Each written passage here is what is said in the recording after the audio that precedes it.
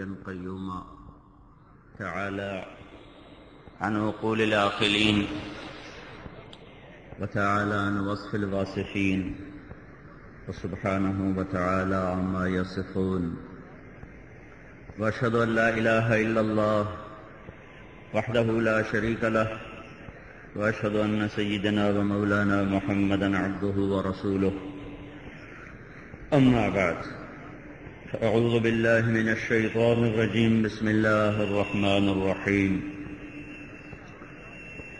أم حسبتم أن تدخلوا الجنة ولما يأتكم مثل الذين خلوا من قبلكم مستهم البأساء والضراء وزلزلوا حتى يقول الرسول والذين آمنوا معه متى نصر الله ألا إن نصر الله قريب وقال تعالى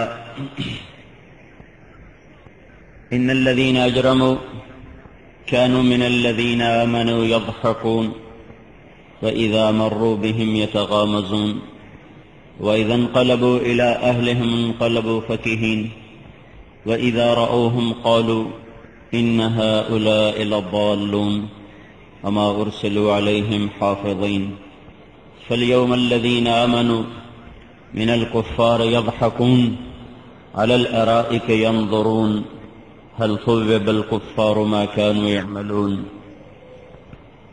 وقال النبي صلى الله تبارك وتعالى هل ثوب الكفار ما كانوا يفعلون وقال النبي صلى الله تبارك وتعالى عليه وسلم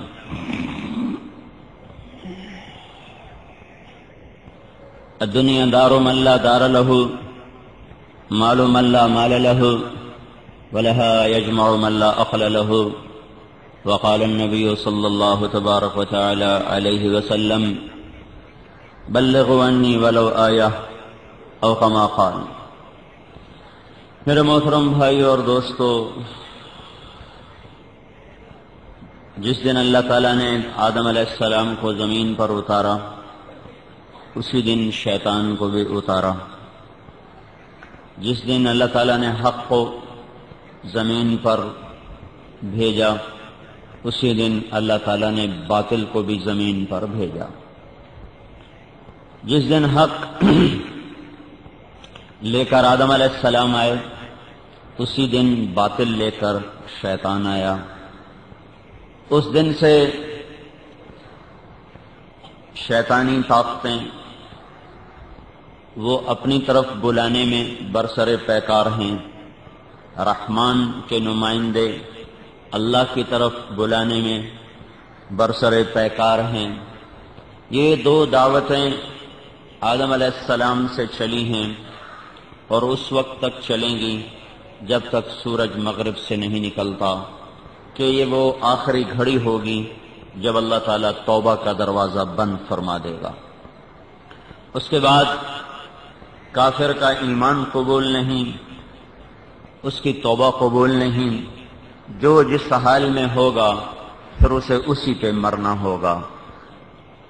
یہ اللہ تعالیٰ کا بچھایا ہوا سٹیج ہے جہاں اس کے بندوں کا امتحان ہے.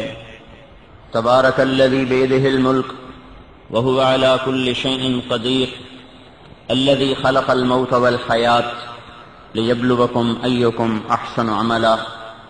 وہ ذات برکتوں والی جس نے زندگی اور موت کا نظام چلایا، جس کے ہاتھ میں ساری کائنات کی لگام ہے.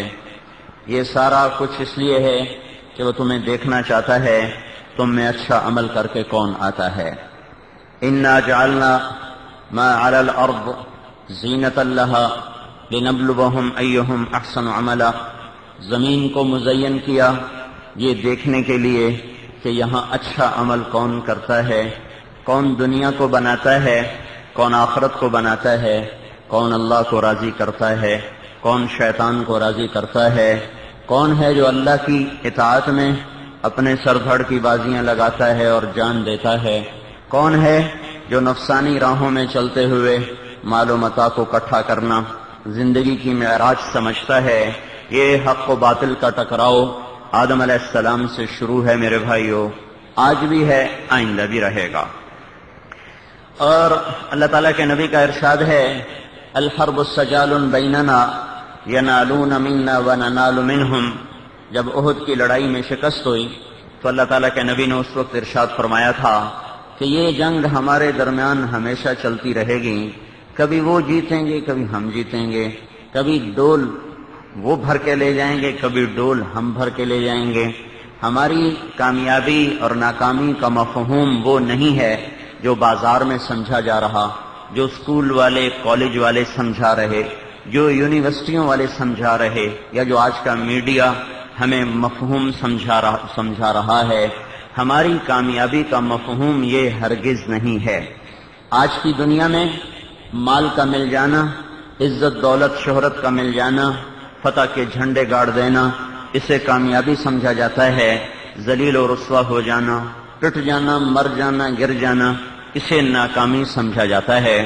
اللہ تعالیٰ نے ہمیں کامیابی کا مفہوم دیا ہے، فمن زحزح عن النار وادخل الجنۃ فقد فاز۔ جو دوزخ سے بچا اور جنت میں چلا گیا یہ کامیاب، یہ مفہوم کامیابی۔ ناکام کون ہے؟ قل ان الخاسرین الذین خسروا انفسهم واہلیہم یوم القیامہ الا ذلک هو الخسران المبین۔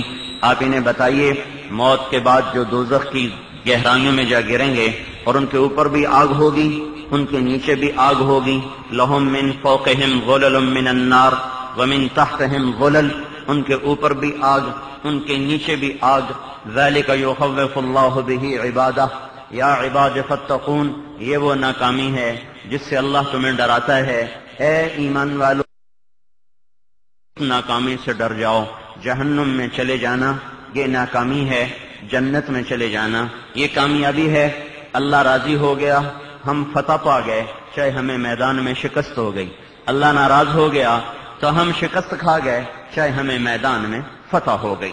یہ مفہوم اس وقت نہ سمجھا جا رہا ہے نہ بولا جا رہا ہے، لہذا ساری دنیا کے انسانوں کا کہ سمجھنے کا جو معیار ہے وہ وہی بن گیا جو مغرب کی تعلیم نے ہمیں دیا۔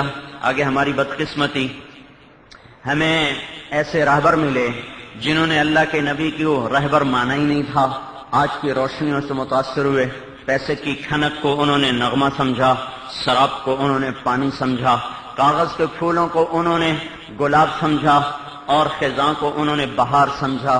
جھوٹ میں انہیں سچ نظر آیا، دنیا کے راگ و رنگ میں انہیں عزتیں نظر آئیں، چمکتے بھڑکیلے لباس، بلند و بالا بلڈنگیں، پھسلتی ہوئی سڑکوں پہ چمکدار گاڑیاں، ہاتھوں میں پکڑے ہوئے نئے نئے موبائل، بڑے بڑے ہوٹلوں میں سیر و تفریح اور ملکوں کی سیر و تفریح، یہ ان کو دنیا کی عزت نظر آیا۔ انہوں نے اسی کی دعوت دی، اسی کی طرف بلایا، ہماری ساری نسل اس کا شکار ہو کر اسی میں بہتی چلی گئی۔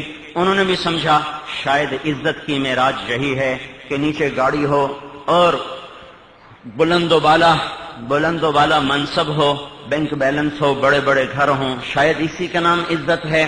یہ مفہوم قرآن رد کرتا ہے، اللہ کا نبی رد کرتا ہے۔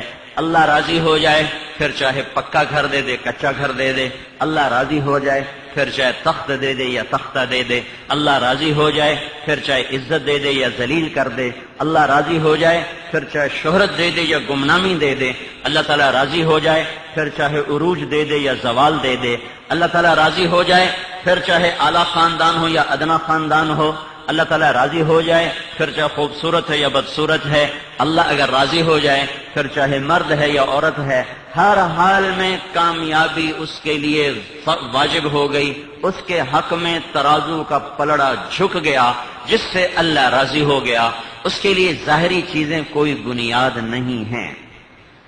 لیکن آج کا نادان پڑھا ہوا انسان جو بدقسمتی سے اپنے آپ کو پڑھا لکھا سمجھتا ہے، وہ اپنے سے اندھوں کے علم پر نازاں ہے، وہ کافر کے علم پر نازاں ہے، اس پہ ڈاکٹریٹ کے دعوے ہیں، پی ایچ ڈی کے دعوے ہیں۔